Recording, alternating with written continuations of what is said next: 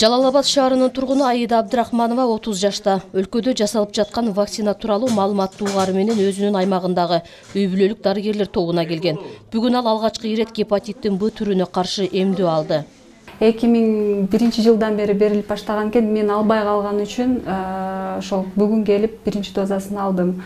Бул бекер берилген вакцина. Башка жарандарга деле айтат элем, эгер эме болсо келип текшерилип отрицательный результат менен вакцина алышса болот экен.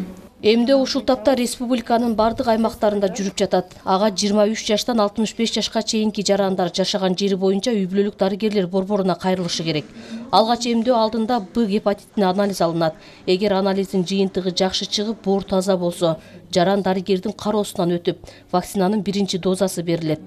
1 айдан кийин вакцинанын экинчи дозасы, 6 айдан кийин үчүнчүсү сайылат.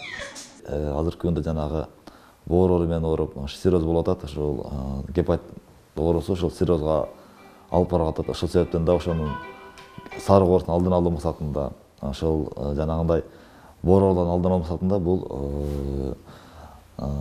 эмдөөнүн максаты ошол болуп эсептелинет. Бүгүнкү күндө биз азыр 31 000 доза келген.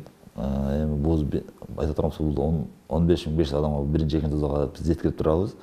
Дагы бул бизге керектүү маалына биз дагы алып келип жетишти камсызданга мүмкүнчүлүк бар.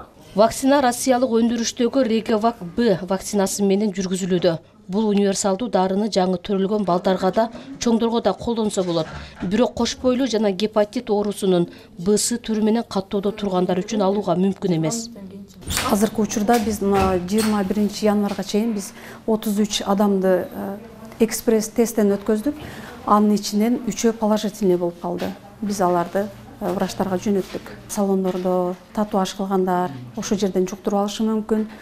Ошондой эле баңги заттарды колдонуп, бир ийнени сайып алуудан или бир жолу колдонуучу ийнени кайра колдонуудан жугузуп алышы мүмкүн.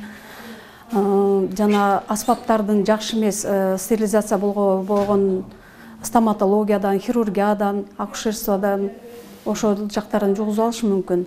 Кыргыз Республикасында 2001 жылдан бери төрөлгөн 2 800 000ден ашык адам аталган эмдөөдөн өтүшкөн. Алардын арасында бул оорунун белгилери катталган эмес. Дарыгерлердин белгилөөсүндө гепатит илдетине чалдыккандардын көпчүлүгү эмдөөдөн өтпөгөн жарандар. Эскерте келсек, 2022 жылы облуста 197 адам гепатиттин Б түрү менен, ал эми 91 жарандан С түрү табылган. Айгүл Семетеева, Манас Назаров, Жалал Абад шаары.